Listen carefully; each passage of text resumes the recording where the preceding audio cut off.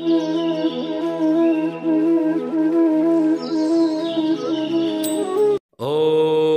श्री गणेशाय नमः।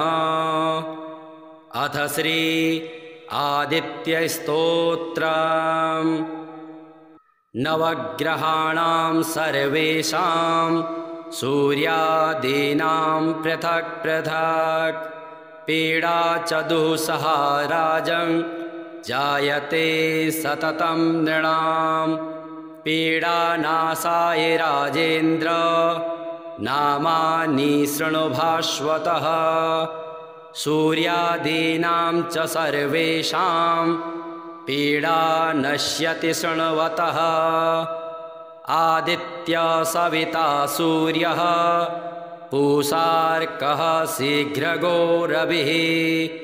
भगवस्त्वष्टार्यमाहंसो हेलिस्तेजो निधिर्हरिः।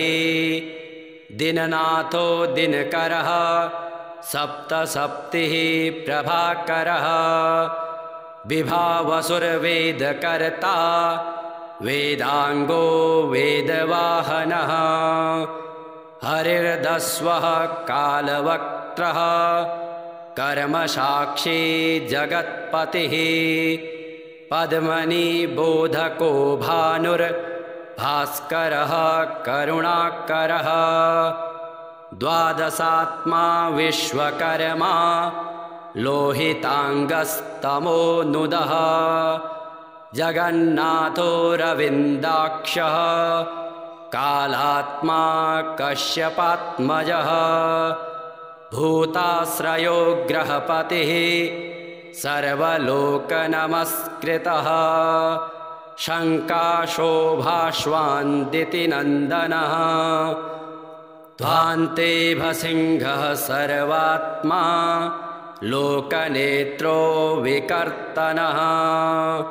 मार्तण्डो मिहिरः शूरस्तपनो लोकतापनः।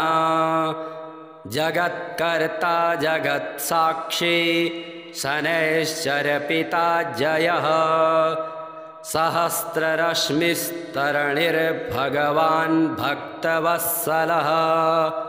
विवस्वानादिदेवश्च देवदेवो दिवाकरः। धन्वन्तरिर्व्याधिहर्ता दद्रुकुष्ठविनाशनः। चराचरात्मा मैत्रेयो मितो विष्णुर्विकर्तनः। कोपशोकापहर्ता च कमलाकर आत्मभुः। नारायणो महादेवो रुद्रः पुरुष ईश्वरः।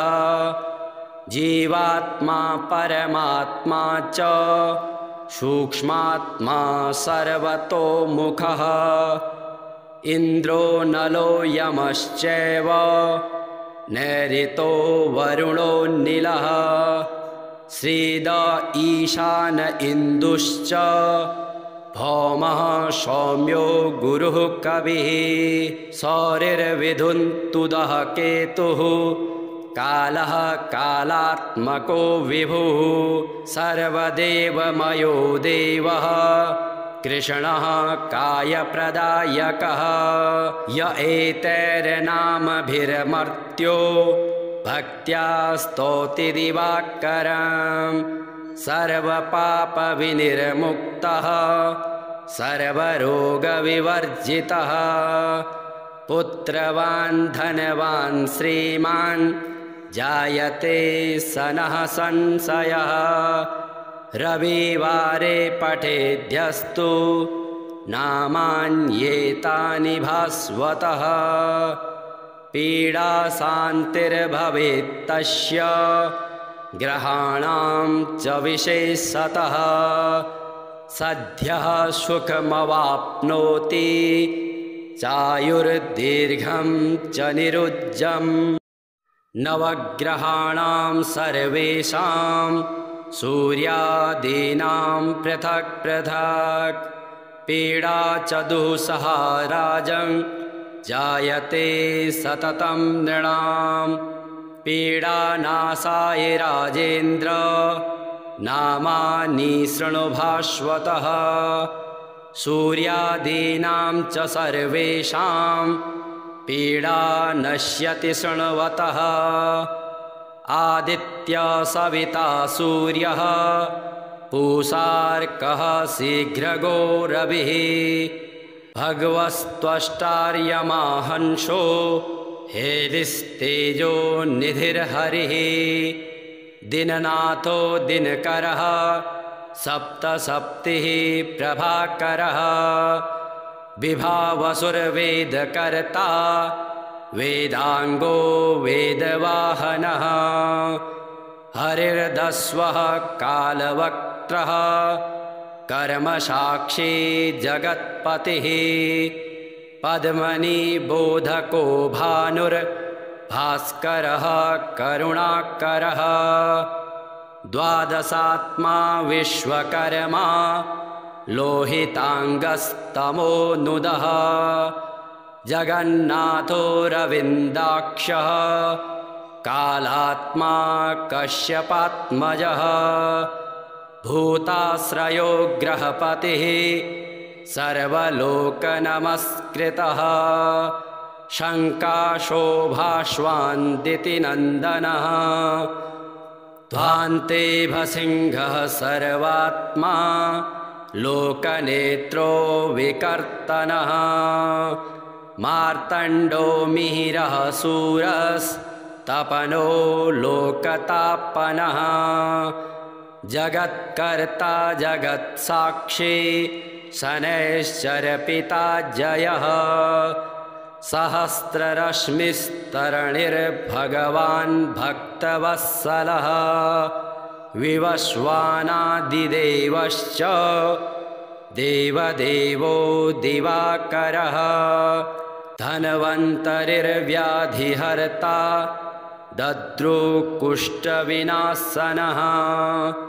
चराचरात्मा मैत्रेयो मितो विष्णुर्विकर्तनः कोपशोकापहर्ता च कमलाकर आत्मभुः नारायणो महादेवो रुद्रः पुरुष ईश्वरः जीवात्मा परमात्मा च सूक्ष्मात्मा सर्वतोमुखः इन्द्रो नलो यमश्चैव नैऋतो वरुणो नीलः श्रीद ईशान इन्दुश्च भौमः सौम्यो गुरुः कविः सौरिर्विधुन्तुदः केतुः कालः कालात्मको विभुः सर्वदेवमयो देवः कृष्णः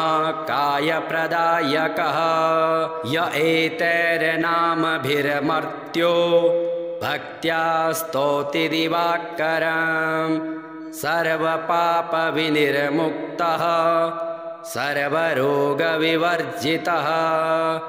पुत्रवान् धनवान् श्रीमान् जायते सनः संशयः रविवारे पठेद्यस्तु नामान्येतानि भास्वतः पीडाशान्तिर्भवेत्तस्य ग्रहाणां च विशेषतः सद्यः सुखमवाप्नोति चायुर्दीर्घं च निरुज्जम् नवग्रहाणां सर्वेषां सूर्यादीनां पृथक् पृथक् पीडा च दुःसहा राजं जायते सततं नृणां पीडानाशाय राजेन्द्र नामानि शृणु भास्वतः सूर्यादीनां च सर्वेषां पीडा नश्यति शृण्वतः आदित्य सविता सूर्यः पूषार्कः शीघ्रगो रविः भगवस्त्वष्टार्यमाहंसो हेलिस्तेजो निधिर्हरिः दिननाथो दिनकरः सप्तसप्तिः प्रभाकरः विभावसुरवेदकर्ता वेदांगो वेदवाहनः हरिर्दस्वः कालवक्त्रः कर्मसाक्षी जगत्पतिः पद्मनिबोधको भानुर्भास्करः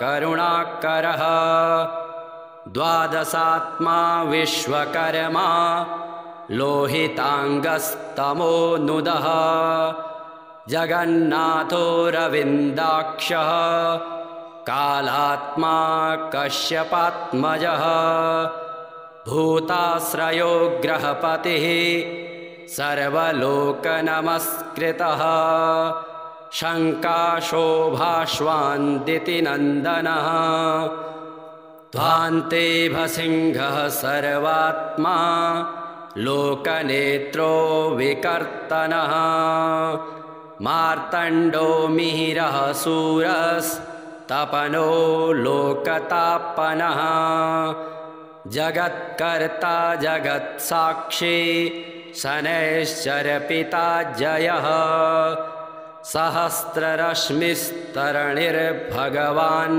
भक्तवत्सलः विवस्वानादिदेवश्च देवदेवो दिवाकरः धन्वन्तरिर्व्याधिहर्ता दद्रुकुष्ठविनाशनः चराचरात्मा मैत्रेयो मितो विष्णुर्विकर्तनः कोपशोकापहर्ता च कमलाकर आत्मभुः नारायणो महादेवो रुद्रः पुरुष ईश्वरः जीवात्मा परमात्मा च सूक्ष्मात्मा सर्वतोमुखः इन्द्रो नलो यमश्चैव नैऋतो वरुणो नीलः श्रीद ईशान इन्दुश्च भौमः सौम्यो गुरुः कविः सौरिर्विधुन्तुदः केतुः कालः कालात्मको विभुः सर्वदेवमयो देवः कृष्णः कायप्रदायकः य एतैर्नामभिर्मर्त्यो भक्त्या स्तौति दिवाकरम् सर्वपापविनिर्मुक्तः सर्वरोगविवर्जितः पुत्रवान् धनवान् श्रीमान् जायते सनः संशयः रविवारे पठेद्यस्तु नामान्येतानि भास्वतः पीडाशान्तिर्भवेत्तस्य ग्रहाणां च विशेषतः सद्यः सुखमवाप्नोति चायुर्दीर्घं च निरुज्जम् नवग्रहाणां सर्वेषां सूर्यादीनां पृथक् पृथक् पीडा च दुःसहा राजन् जायते सततं नृणां पीडानाशाय राजेन्द्र नामानि शृणु भास्वतः सूर्यादीनां च सर्वेषां पीडा नश्यति शृण्वतः आदित्य सविता सूर्यः पूषार्कः शीघ्रगो रविः भगवस्त्वष्टार्यमाहंसो हेलिस्तेजो निधिर्हरिः दिननाथो दिनकरः सप्तसप्तिः प्रभाकरः विभावसुरवेदकर्ता वेदांगो वेदवाहनः हरिर्दस्वः कालवक्त्रः कर्मसाक्षी जगत्पतिः पद्मनिबोधको भानुर्भास्करः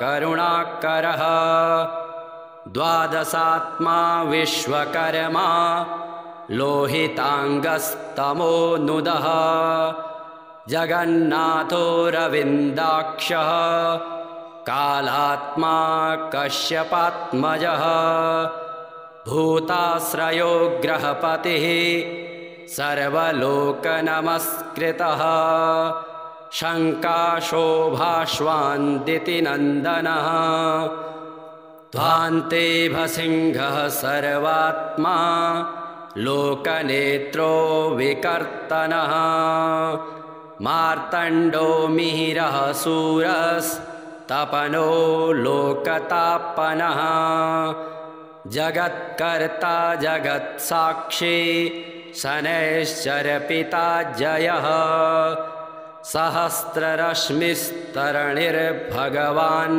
भक्तवत्सलः विवस्वानादिदेवश्च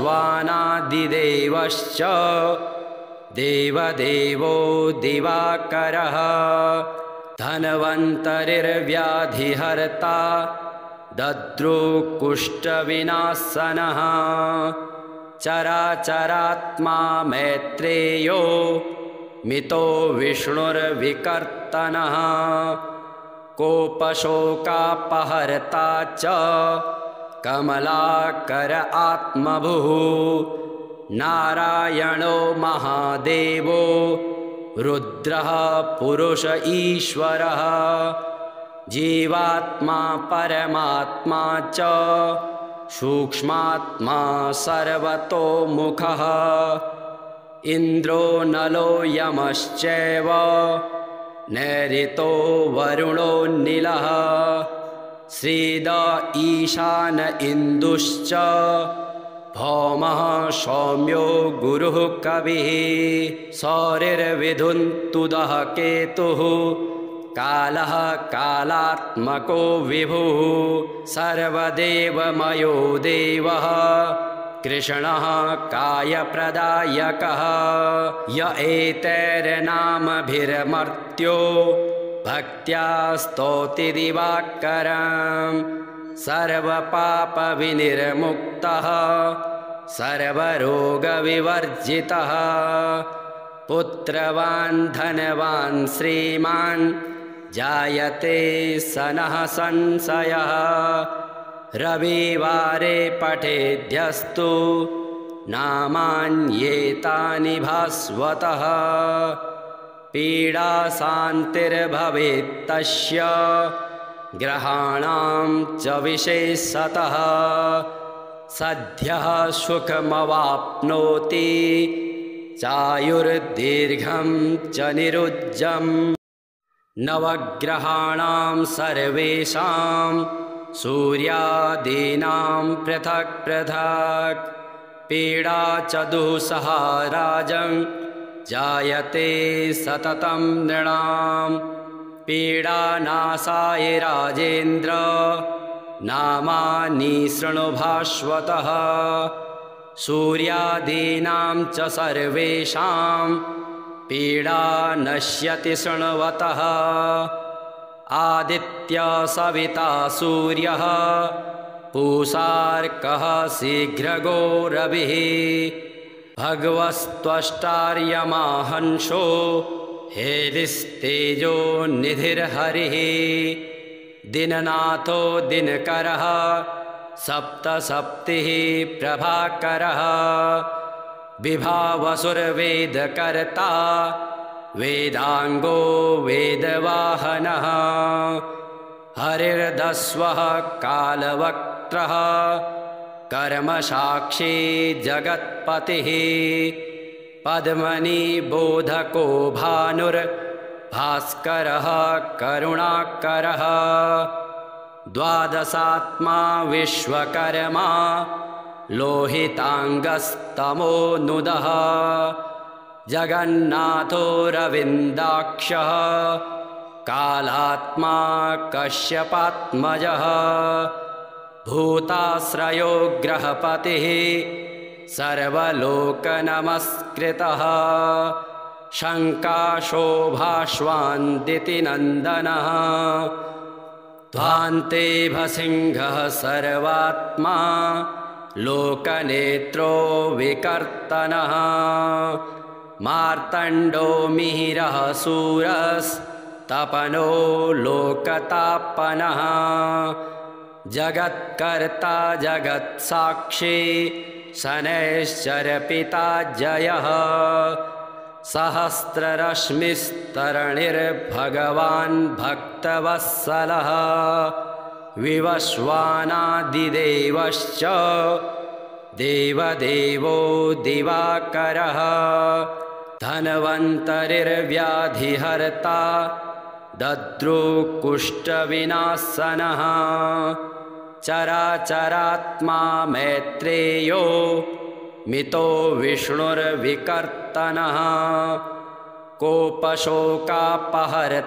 च कमलाकर आत्मभुः नारायणो महादेवो रुद्रः पुरुष ईश्वरः जीवात्मा परमात्मा च सूक्ष्मात्मा सर्वतोमुखः इन्द्रो नलो यमश्चैव नैऋतो वरुणो नीलः श्रीद ईशान इन्दुश्च भौमः सौम्यो गुरुः कविः सौरिर्विधुन्तुदः केतुः कालः कालात्मको विभुः सर्वदेवमयो देवः कृष्णः कायप्रदायकः य एतैर्नामभिर्मर्त्यो भक्त्या स्तौति दिवाकरं